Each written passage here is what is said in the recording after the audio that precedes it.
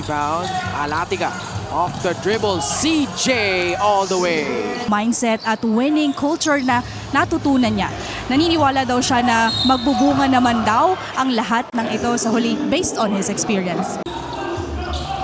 Robinson thinking about it. Now he draws closer. Good decision by Jeremy Robinson. Yeah, there's a lot, not much help defense coming from the Imus big men.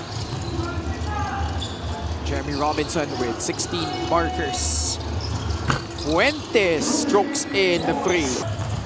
2 minutes gone by in the fourth. Lob broken up. Robinson deflecting it. Active hands para dito sa Valenzuela. Good recovery and then pushing the ball. Attacks. Oh, what a attempt actually from Darvin Mintis nga lang. Jowish Gracia there for the third serving na agaw pa ni Calma. Calma has been effectively stopping that inbound play. No one really playing the big man role para dito sa Valenzuela and it's causing a lot of mismatch and problems sa Imus, yung matchup nila. Dylan Darvin, swak na swak yung kanyang dress. Valenzuela still with a 19-point lead led by Jay Collado and Jeremy Robinson. Nick Paluyot stealing the pocket. 9 points, 4 assists, 2 steals for the former MCU Supremo. Here he is once again on the fast break. Now up to double figures with 11. Joseph Marquez gives it up to Malones. Short, Collado the rebound. The pitch ahead to Robinson. Drives, Jeremy Robinson lays it in. 7 of 13 from the field, 4 of 9 from 3. And without a turnover for Jeremy Robinson, kailangan nilang bunuin. Robinson, atake na naman, lays it in. 21 points for Jeremy Robinson. Basically, that's the ball game. This is first quarter, 25-11. Then imagine giving up.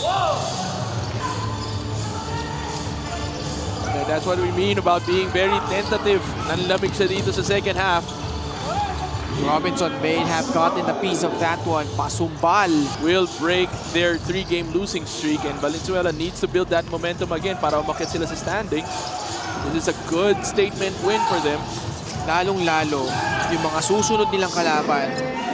Because ideally, if you're a team like...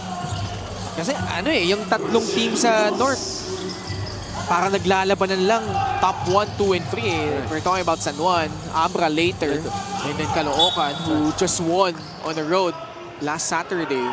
In that top spot, Right. securing, kasi anything can still happen. Kasi manageable pa yung top 6 eh. Correct. Jeremy Robinson will just lay it in.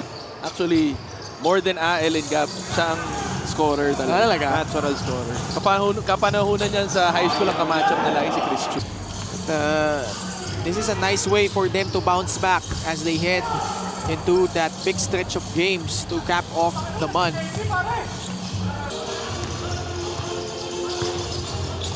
Still with 28 points.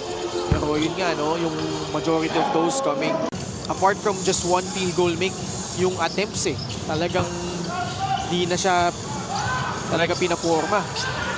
At di na rin siya masyadong tumitira. Oh, yung aggressiveness din niya, nawala eh. And continuing the resurgence, having himself a magical season with Valenzuela as they try to keep in step with the teams like Pasay, Quezon City, Pasig, may Kawayan.